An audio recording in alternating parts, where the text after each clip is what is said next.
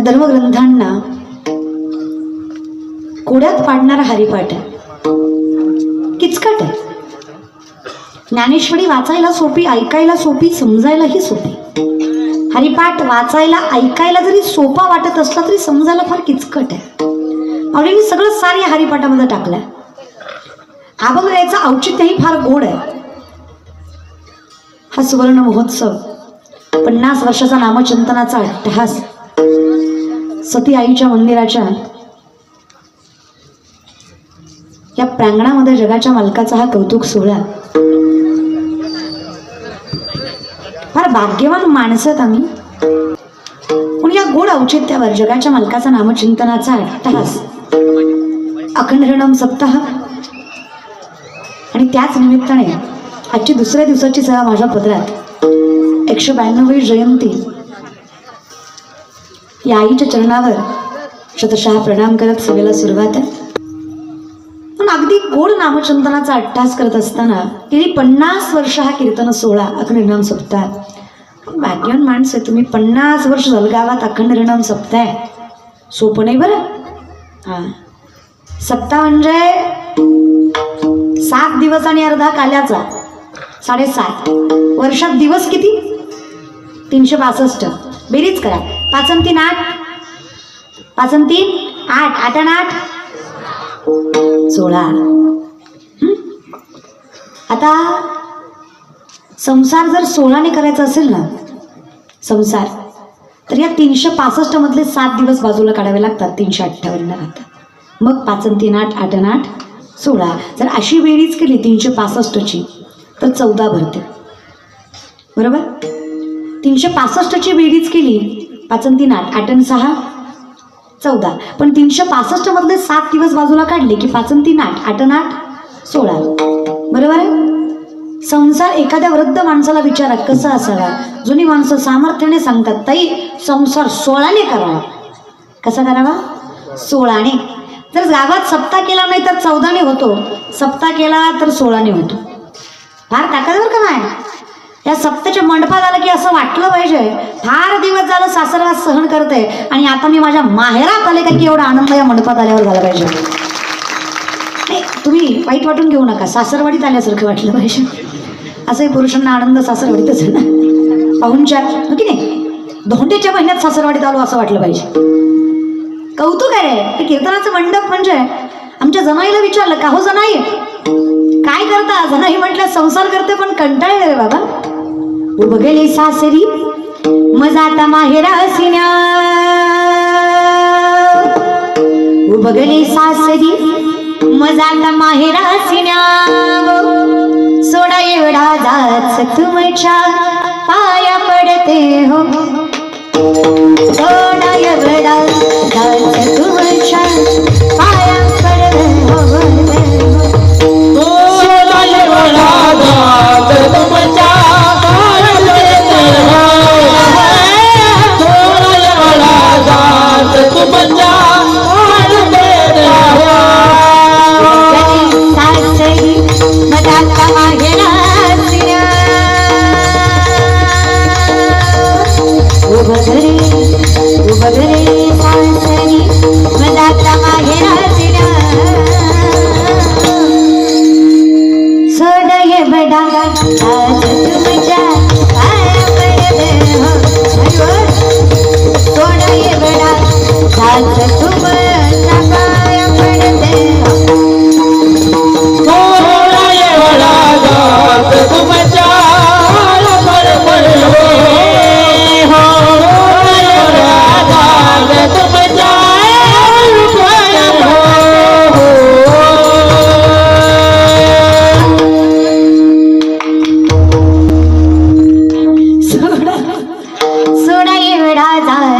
तुमच्या पाया पडते हो. वर्णन करतात माऊलीला एवढा जाच सोडवा माऊली तुमच्या पाया पडतंय. आता जनाई सारख्या जाचात आहेत मग आपल्यासारख्यांचं काय खरं. ते माऊलीला वर्णन करतात मग आम्ही का करू नये. असोणी संसारिक माणसं आहे आम्ही. जर जनाई म्हणते मी संसारात आहे माझा जाच सोडवा तर आम्ही संसारिक माऊलीकडे जाणारच की हो. मग ज्ञानोबा आहे ज्ञानियांचं ज्ञानी, योगियांचा योगी, तपस्वी तप विद्या व्रत वैकल्य उपासना ज्ञान विज्ञान व्यवहारिक प्रापंचिक संसारिक व्यापारिक प्रत्येक गोष्टीचं ज्ञान माझ्या ज्ञानोबरायांना. ज्ञानोबराय म्हणजे सर्वज्ञ. सर्वज्ञ ही पदवी फक्त माऊलींनाच लागू शकते. सर्वज्ञात माऊली. ज्ञान म्हणू नका, विज्ञान म्हणू नका, योग म्हणू नका, व्रत वैकल्य म्हणू नका, वैष्णव म्हणू नका, भक्ती म्हणू नका, परंपरा म्हणू नका, संस्कृती म्हणू नका. प्रत्येक गोष्टीचं ज्ञान आहे. बरं फक्त योगी आहेत का? ज्ञानदेवे वैष्णव मोठा विठ्ठल नामे मुक्त पिठा. सगळ्यात मोठे वैष्णव ज्ञानोबा. ज्ञानोबा वैष्णव नाही, महावैष्णव. ते माऊली सामर्थ्याने सांगतात मी ज्ञानी आहे, मी योगी आहे, मी तपस्वी आहे, तरी तुम्हाला सांगतो योग याग विधी येणे नोहे सिद्धी वायाची उपाधी धर्म. विनाकारण केलेला कुठं नाही हा योगाचा म्हणजे.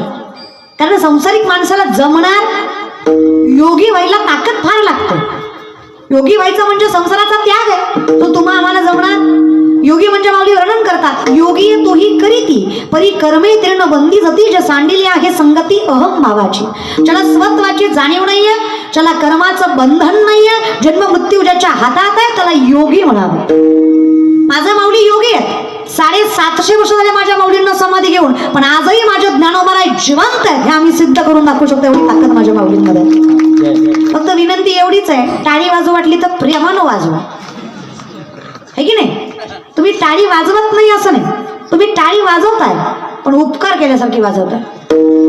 दर घे, दर आली आमच्या बोरीस मध्ये, दर घे, हा दर घे, आली साप्त्यात घे, दर घे, दर घे. दान करताय भिकाराला. तुमचा परमार्थ कसं आहे? 25-30 हजार लोकांची पंगत एका पट्ट्यानं घातली. म्हणलं काय दानशूर व्यक्तिमत्व, काय मन मोठं, काय विशाल हृदय. 30,000 लोक खाऊ घातली. शेजारचा म्हणला ताई लय नका वरडू, त्यानं काय चांगल्या मनानं खाऊ नाही घातली. म्हणलं मग कशामुळे खाऊ घातली? ती मला इलेक्शन जवळ आलंय म्हणून गोतिवल्या ती. अरे म्हणलं चल कशी का ना खाऊ घातली ना, महत्वाचं आहे. अरे खाऊ घालताय यात काय नवल आहे, प्रत्येकाला गण लावतोय आणि मग जीव घालतोय. ती म्हणला ताई गण जेवण्यासाठी लावित नाही, एकदा जेवढ्याला पुन्हा जेवणी ती ओळखू यावं म्हणून गण लावतोय. अगदी उपकार केल्यासारखा त्याचा परमार्थ आहे. अगदी तसा उपकार केल्यासारखा परमार्थ आहे. नका रे दादा, कीर्तनाच्या व्यासपीठासमोर बसला ना, मला सांगा बोरीस मध्ये एवढीच माणसं आहेत का? थोडी जास्त असतील की नाही?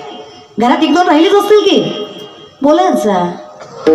एक काम करा, कीर्तन झाल्यावर माझ्या पाकिटातलं थोडं थोडं देते तुम्हाला, पण बोला. हा ना, तुम्हाला वाईट वाटायला लागलं मी घ्यायचं घेणं बोलायचं, देते बाबा पण बोल. बोलते, बोला बाबा, विनंती. हा गावात एवढीच माणसं आहेत का? थोडी जास्त आहेत की नाही? एवढीच मंडपात आली, कारण एवढीच पुण्यवान आहेत जी मंडपात आली. ही ताकद या मंडपाची आहे. ही मी माझ्या तोंडाने बोलत नाही. काही माणसं फार हुशारकीने सांगतात. त्याला म्हटलं ना का रे बोरीस मध्ये त्या सती आईच्या सामर्थ्याने काय गोड सप्ताह चालू आहे रे, त्या आईच्या आशीर्वादाने काय सुंदर नामचिंतन सोहळा चालू आहे. 50वे वर्ष आहे की रे, गावात गोड सप्ताह, मंडपाकडे जात नाही. ती लय हुशारीत सांगतं, आपल्याला तसलं पटत नाही. खरंय नाही, खरंच आहे रे दादा तुझं. कचकच कांद्याचं गवा तू, तुला भजन आवडल तरी कसं, त्याला पुण्य तेवढंच लागतं की नाही का. काही फार स्टँडर्ड पद्धतीने सांगतात. एखाद्या मुलीला विचारलं ना का ग मॅम हायली एज्युकेटेड आहेस तू, स्टँडर्ड मेंटेन करतस, हाय क्लास लाईफस्टाईल आहे तुझी, श्रीमंत मायबाप आहेत, चांगल्या कुटुंबात जन्माला आलीस पण कधी भजन करताना दिसली नाही. ती फार सुशिक्षित पद्धतीने सांगते I don't believe in God. Okay, no issue. तुम्ही देवाला मानत नाही यात काहीच वावगं नाही ग मायबाप. पण ज्या दिवशी देव तुम्हाला मानणार नाही, तुम्ही झोपलेले असाल, अख्खं घर रडत असेल, हे सामर्थ्याने व्यासपीठावर सांगतं देव मानतोय म्हणून. मी नाही म्हणत. श्रीकृष्ण सांगतात अहम वैश्वानरो भूत्वा प्राणिनाम देहमाश्रित प्राणापान समायुक्त पच्चमेन्नम चतुर्विधम. अरे वेड्या, चालवणारा, बोलवणारा, दाखवणारा, जगवणारा ही सोड, सूक्ष्मता लक्षात ये, अन्न पचवणाराही मीच आहे. जठरामध्ये अग्नी म्हणून वास करतो तो मी विठ्ठल, तो मी जगदीश्वर, तो मी कृष्ण, तो मी राम, तो मी विश्वेश्वर. म्हणून जुन्या बायका चुलीत पहिला घास टाकायच्या आणि मग स्वयंपाक चालू करायच्या. बरोबर आहे. छोटीशी भाकरी करायच्या आणि त्यातली छोटासा तुकडा काय करायचा, अग्नीला द्यायचा. गॅसवाल्या तुम्ही बी करीत जा, गॅसला अग्नी असतोच की, हो की नाही माय. विनंती, फार सोपं आहे ग. एक संसारिक बाई जगाच्या मालका इतकी ताकद निर्माण करू शकते. तुका म्हणे पतिव्रता तिची देवावरी, जिने संसार सामर्थ्याने केला ना तिची ताकद जगाच्या मालकापेक्षा जास्त आहे. आपण इतक्या भाग्यवान आहे की विठ्ठलाने आपल्याला स्त्री म्हणून जन्माला घातलं, कारण सामर्थ्य भरपूर आहे आपलं. फार कौतुक. घरातल्या बाईनं नीट वागावं. वाणी रसवती यस्य यस्य समवती क्रिया लक्ष्मी दानवती यस्य सफलम तस्य जीविता. न्यायशास्त्र वर्णन करतं. पुराणातलं वर्णन आहे. जी बाई सामर्थ्याने कठीणातली कठीण परिस्थिती आपल्या हसमुख चेहऱ्यानं निभावते, तिच्या कायम चेहऱ्यावर रस असतो, आनंद असतो, सुख असतं. आणि ज्या घरातला पुरुष किती कठीण परिस्थिती आली आपली नीतिमत्ता सोडत नाही, त्या घरातला जगाचा मालक आणि लक्ष्मी कधीच दुरावत नाही. हे न्यायशास्त्र आहे आपलं. किती सोपं आहे बघा. चेहऱ्यावर आनंद ठेवायचा आणि कष्ट करून कमवायचं. काय लागतं आयुष्यात? अजून काहीच नाही की. पण हे दोनच आम्हाला जगणं अवघड आहे. हसू आम्हाला वाटत नाही, चेहऱ्यावर आनंद येत नाही, आणि कष्ट करून नको वाटतं. इन्स्टंट लागतं. आज माळ घातली की उद्या महाराजां परवा पाकिट. आपल्या बापाची पेंड आहे. थोडा वेळ दे ना बाबा. स्पष्ट बोलू का? घासावीच लागते रे, त्याच्याशिवाय जमत. हा पखावाज वाजवायचा ना, 3:30-4ला उठून इंद्रायणीवर रियाज करावाच लागतो, तर जमतं. प्रॅक्टिस डिमांड परफेक्ट करावं. संयमता म्हणतोनी नवनीता तैसे घे अनंता वाया व्यर्थ कथा सांडणी मार्ग. तुम्हाला वाटेल एवढी एवढी लेकरं पण जगाला ज्ञान शिकवतात. अरे वेड्यांनो, आमच्या पिढ्यानं पिढ्याचा परमार्थ आहे, आणि त्या परमार्थाचं फळ म्हणजे आम्ही याच्या जगाला ज्ञान सांगायचा अधिकार प्राप्त करू शकतो. मी कीर्तन करते, त्याला 18 वर्ष झाली. 18 वर्ष झालं मी कीर्तन करते. कुजबुज करू नका, वय सांगते. थांबा जरा. अगं होय ग, सांगते पुढचं ऐकून तर काय. लगेच शेजारणीला म्हणते बाई एवढे वर्ष करून म्हणून कितीच्या हा 72ची काय करायचं तुम्हाला. अगं माय 22-23 वर्षाचं वय आहे ग माझं, पण वयाच्या 5व्या वर्षी पहिलं कीर्तन केलं. तुम्हाला वाटत असेल करणारी मी आहे, पण हेच तुकोबा सांगतात. तुका म्हणे मज बोलविता देव आपुली या बळे नाही मी बोलत सखा कृपावंत वाचा त्याची. साळुंकी मंजुळ बोलत असे वाणी पण शिकविता धडी वेंगळाची. नाहीच रे जमत. पिढ्यानं पिढीचा परमार्थ लागतोच. तुका म्हणे येते पाहिजे जातीचे शास्त्र वेद पठण करणारं कुळ आहे माऊलींचं. म्हणून ज्ञानोबराय सर्वज्ञ आहेत. तुकोबरायांचे बाप माळकरी. पिढ्यानं पिढीची वारी आहे म्हणून तुकोबा जगद्गुरु आहे. नामदेवरायांचं दामोशेठ परमार्थिक आहेत म्हणून नामदेवराय भक्त आहेत. जनाईचे वडील वारकरी आहेत म्हणून जनाई भक्ती वात्सल्य आहे. ताकद लक्षात घ्या तुम्ही. संप्रदाय लागतो घरात, आणि मग आजची पिढी विचार करते एवढा मरमर मरतो, पळपळ पळतो, करायचं तेवढं कष्ट करतो, पण पाहिजे तेवढं यश पदरात पडत नाही. दादा कधी विचार केलाय का पडत नाही? तुम्ही कष्ट करत नाही असं नाही, पण जो देतोय त्यालाच मानायची आपली पात्रता नाही. आणि देव माना, डोळे उघडून रे, डोळे झाकून नाही. नका डोळे धुरे भरून राहो. विनंती आहे तुकोबांची. तुका म्हणे कैसे आंधळे हे जण गेले विसरून खऱ्या देवा. इह लोकीचा व्यवहार आहे. बळीचं वर्णन आहे. तुका म्हणे सत्य कर्मा भावे साह्य घातली या भय नरका जाणे. डोळे उघडा जरा, देव कळला पाहिजे रे. पण आमचं कसं आहे, आमचा अंगाऱ्यावर विश्वास आहे पण बुक्यावर नाही. कळलं त्यालाच कळलं.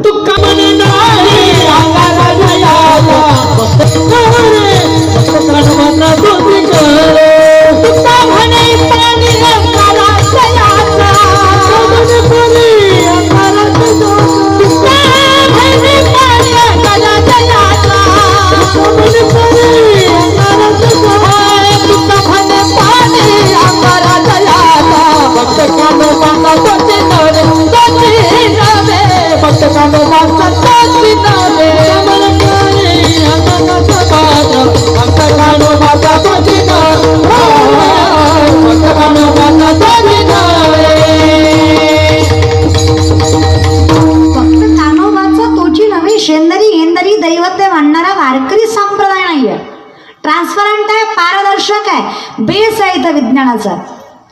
तरी ज्ञानेश्वरी वाचा वेळ आली तर. 90% विज्ञान म्हणजे ज्ञानेश्वरी. 90% science it's Dnyaneshwari. 140-160 वर्षापूर्वी आम्हाला कळलं की पृथ्वी सूर्याभोवती फिरते, सूर्य पृथ्वीभोवती फिरत नाही. आम्हाला वाटतं की सूर्य हालचाल करतोय, पण खऱ्या अर्थाने हालचाल पृथ्वीची असते, सूर्य जागेवरच असतो. बरोबर आहे की नाही? ह्या कृतीमुळे निज ज्ञानाची पहाट फुटे, सूर्या पुढे प्रगटे प्रकाश जायचा.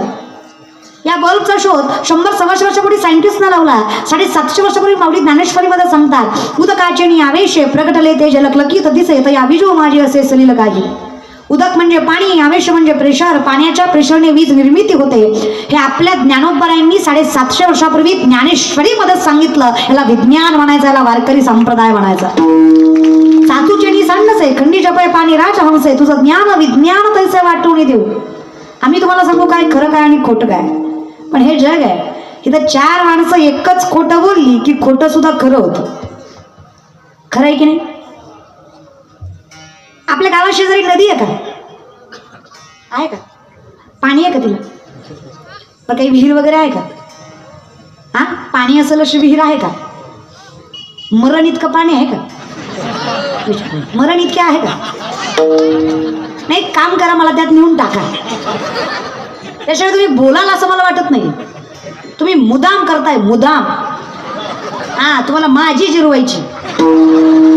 तुम्ही कीर्तन झालं मैत्राला म्हणणार एवढी बोंबलत होती महाराजीन, बोल बोल, आपल्याकडे बघत होती, बोललंच नाही.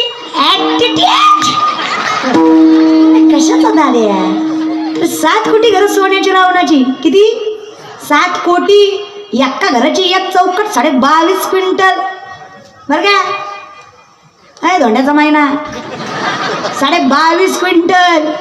अर्धा तोळा घातला आपल्या सासऱ्यानं, तरी आपली बायको आणि आपण महिनाभर स्टेटस ठेवत होतो, लाडाचा जावाई गेला सासरवाडीला महिनाभर. जगाच्या मालकानं अक्षय धन दिलं, आयुष्यभर नामचिंतन केलं, उपकार भेटणार नाही रे दादा. एका घराची एक चौकट 22.5 क्विंटल, 2,500 ते 3,000 चौकटी असणार एक घर. अशी 7 कोटी घरं सोन्याची. 80,000 बायका, 1 लाख पोरं, 1.25 लाख ना नवग्रहाच्या पायऱ्या, कुबेर राखणीला, गाढव वळी, गजानन सटवी करी, बाळांपण ही सत्ता आहे रावणाची. तरी रामाच्या चरणावर मस्तक ठेवल्याशिवाय मोक्ष नाही, हे अटल सत्य नामचिंतनाचं आहे. अरे तसल्याला भजन करायला लागलं असल्याच काय खरे है. 2 BHK गाडी हप्त्यावर आहे आपली. हा, पण ॲटिट्यूड किती आहे आपल्याला. पण काय वाटतं मला फसवतात? तुमचं कसं झालंय? एक पोरगा एसटीत चढला, खाली उतरला, मोठ्या मोठ्याने हसायला लागला. शेजारच्याने सहज विचारलं, एवढा काय हसतो? कंडक्टरला फसवलं. म्हणलं कसं काय? मग म्हणला तिकीट काढलं आणि गेलंच नाही. कळलं, त्यालाच कळलं. नाही, तुम्ही सांगा, कंडक्टरच्या बापाचं काय गेलं? ते कोणाचं काय वागेले ज्याच्या त्याने हित गेले? विनंती आहे रे माझा, विनंती आहे. आम्ही सांगतोय ते आमचं नाही, ते संतांचं आहे. आम्ही उष्टावळ उचलतोय. तर त्यांच्या मुखातून आलंय, त्यांच्या चिंतनातून आलंय, त्यांच्या तपश्चर्यातून आलंय, त्यांच्या स्मरणातून आलंय, त्यांच्या नामधारेतून आलंय. हे त्यांचं फळ आहे जे आम्ही तुमच्यापर्यंत पोहोचवतोय. आमचं काहीच नाही, एक पर्यायी मार्ग आहे आम्ही. पण हे नामचिंतन जर आयुष्य सोपं करत असेल, संसार सुखाचा करत असेल, जगाच्या मालकाची प्राप्ती करून देत असेल, आणि हे सगळं फक्त हरी नामानेच घडत असेल, तर मी विचार केला, काय हरकत आहे? ताकद ऐका ना. आवडी म्हणतात देवा तुझ्या दारात क्षणभर थांबावं. मी म्हटलं हरिपाठ फार किचकट आहे. नीट ऐक, भगवंताच्या दारात क्षणभर थांबल्यावर 4 मुक्त्या साधल्या जातात असं ज्ञानोबरायांचं वर्णन नाहीये. मुक्ती साधायची परमार्थिक लोकांना, नामधारकाला गरज नाहीये. प्रथम तर माणूस 4 बंधनात बांधलाय. कर्म प्रथम, अधश्चन संततानी कर्मानुबंधिनी मनुष्य लोके. प्रथम माणूस कर्माने बांधलाय. कर्म नाहीये तो योगी आहे. माऊली योगी आहेत, तुकोबा योगी आहेत, कारण त्यांना कर्माचं बंधन नाही. तुकोबा पाहिजे तेव्हा जन्माला येऊ शकतात, पाहिजे तेव्हा जाऊ शकतात, म्हणून त्यांचं वैकुंठ गमन आहे. माऊलींची संजीवन समाधी, नाथबाबांची समाधी आहे. मुक्ताईसाठी जगाचा मालक आलाय. ताकद लक्षात, हे योगी आहेत, यांना गरज नाहीये. जन्म मृत्यू यांच्या हातात आहे. नाथबाबा 3दा मेले. कितीदा? नोटो जोक हा, विनोद नाहीये हा. 3दा मेले. पहिल्यांदा गेले, अख्खं गाव जमा झालं. पोराने मडकं पुढं घेतलं, राम नाम सत्य हे करत अंतयात्रा निघाली. आपल्याकडे खांद्याला भाऊकी लागते, बरोबर आहे ना? तुमच्याकडे कोण असते? भाऊकीच असते ना. आमच्याकडे माणसाला मेल्यावर जाळतात. तुमच्याकडे विचारलं आपलं सहज झालं म्हणजे भाऊकी असते, भाऊकी असते. आमच्याकडे पण भाऊकीच असते की नाही. कुणी नियम काढलाय ती भाऊकी खांद्याला लावायचा.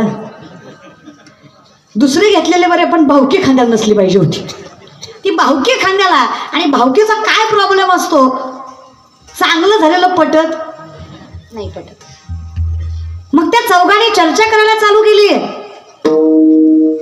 कुणाविषयी? नाथबाबांविषयी. कसे आहेत ते? सध्या मृत आहेत ते.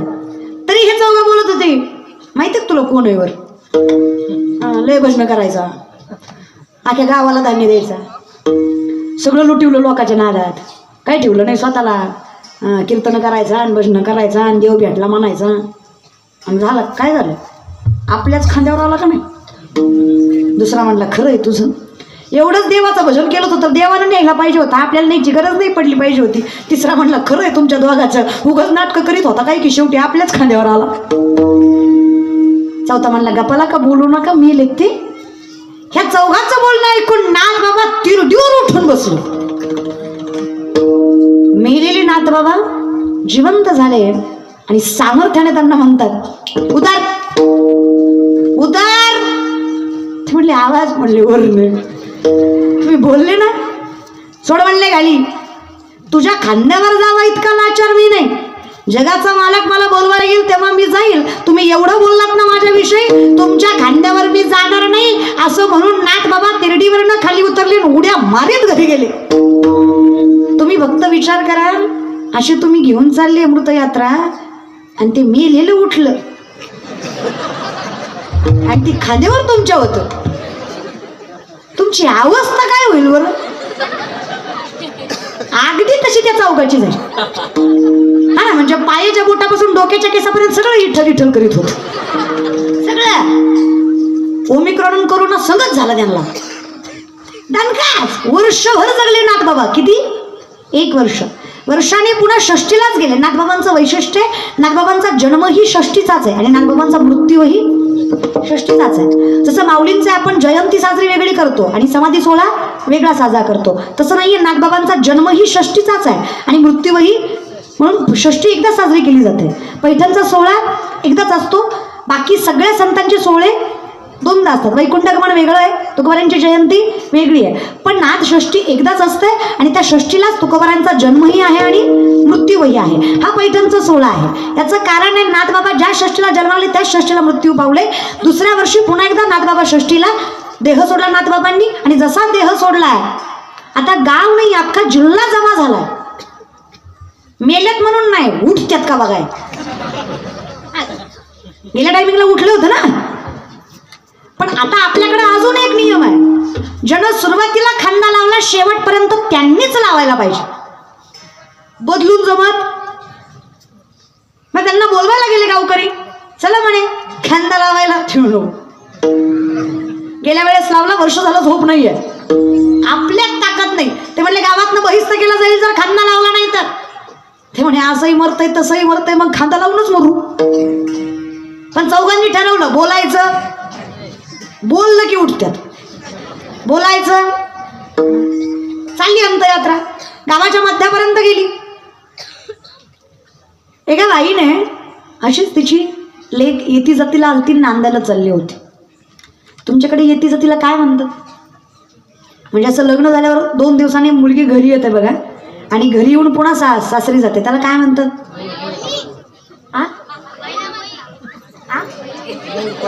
मोड. मोड ना. मूड मूड मोरू द्या तिकडे, काय जर असेल ते असं. मूड काय मोड काय सुधारण झालं. मूड ना. ल का यल का हा ना, ल ना. मूळ परतावणी. मूळ म्हणजे आपण जे म्हणतो जाते माहेराला माझ्या मूळच्या घराला. मूळच्या ना. बरं झालं जनाई मूळ तरी कळलं. आता मला कळलं जनाई मूळच्या का म्हणल्या, ही कळल्या होत्या ना. जनाईंचं समाधीस्थळ इकडे आहे ना, म्हणून ते कदाचित म्हणले असतील जाते माहेराला माझ्या मूळच्या घराला. मूळ वय बर मूळ महाराज. तर ते मूळ परतावणी असं आमच्याकडे येती जाती म्हणतात. तर लेक येती जाती ना, नको लय सांगायला, आपण जरा इकडे येऊ महाराज. तर ते मूळ परतावणीला आली होती आणि ती नेमकं पाहुणचार घेऊन ओटी भरून सासरी चालली होती. तिची गाडी निघाला, नाथबाबांचं मड आडवं यायला गाठ पडली. म्हातारी मनातल्या मनात म्हणली बरा बुवा माझ्याच मुळावर मेला. मरायचं तर उद्या परवा मरायचं ना, माझी लेक निघाली, ह्यांना आत्ताच मरायचं होतं का, कस काय आत्ताच मेले. म्हणून बाईला वाईट वाटायला लागलं. नाथ बाबा तिरडीवर उठून बसलं. बोरीस तर नाथ बाबा उठू द्या, माझं काही म्हणणं नाही, पण अख्खं गाव खांदेकराकडे बघत होत. खांदेकरी म्हणले आई शपथ नाही, तुमच्या शपथ नाही. मग कस काय बोललोच मनात मनच मग ते उठले माहीतच नाही. नागबाबा म्हणले त्यांना दोष देऊ नका बरं, यावेळेस मी त्यांच्यामुळे उठलो नाही. तर कधी कोपऱ्यातली म्हातारी का तो हिटली नाही तिकडली आणि ती पैठणची कोपऱ्यातली म्हातारी आहे ना, त्या म्हातारीमुळे उठलं. तिनं काय केलं नागबाबा आता, ती म्हणली माझ्या मुळावर कशाला मरायचं, मला कुणाच्या मुळावर मरायचं. नागबाबा उड्या मारीत मारीत घरी गेले, वर्षभर जगलं. आणि पुढच्या षष्टीला नागबाबा म्हणले मी आता उद्या जाणार. माणसं म्हणले सांगू नका, जायचं तर जा, यायचं तर हा. ते खांद्यावाली बी गेल्या वर्षीच मिली, आता तुम्हाला खांदा द्यायला कोणी नाही महाराज. आमची विनंती आहे, आम्हाला काही सांगू नका. नागबाबा म्हणले असं करू नका रे, अंतयात्रा काढायला पाहिजे माझी. नाही म्हणे असं नाही, तुम्ही दरवेळेस असं करता आणि आम्हाला फसवता. मध्येच गाव आलं की मध्येच उठता, आम्हाला जमणार नाही. गेल्या वेळेस तर इतकं चेकअप केलं, हार्टबीट नस सगळा मोठा डॉक्टर बोलवला होता, त्यानं सांगितलं होतं तुम्ही गेलात तरी तुम्ही उठलात, तुमच्यावर विश्वास. जगातली पहिली अंतयात्रा ज्यामध्ये मृतदेह चालत होतं. मला फक्त योग्यांचं सामर्थ्य सांगायचं विनोद बाजूला ठेवा. ताकद लक्षात घ्या नामचिंतनाची. नागबाबा स्वतः चालत गेले आणि गोदावरीमध्ये आपला देह ठेवला आणि जलसमाधी घेऊन माझ्या नागबाबा जगाला अर्पण झाले, जगाच्या मालकाच्या चरणाला आत्मस्वरूप झाले. हे योगी आहेत, हे जातातही स्वतःच्या मनावर आणि येतातही स्वतःच्या मनावर. यांना कर्माचं बंधन नाही आहे, कारण कर्म असेल तर जन्म मृत्यू आहे, जर कर्मच नाही आहे तर जन्म मृत्यू. म्हणून तुला म्हणतात उपजून या पुढती, कारण कर्मच नाहीये ना. आम्ही जातो येतो कारण आम्ही त्याचं नामधारक आहे. महाराज म्हणतात ताकद एवढी आहे, नका जाऊ तया कामा नामधारकाच्या शिवा. तिच्या सुदर्शन चक्रवर्ती अख्खी पृथ्वी फिरते, अशा बापाची लेकरं ती काळाला घाबरणार, त्यांच्यासाठी वाडा वेळा झाला.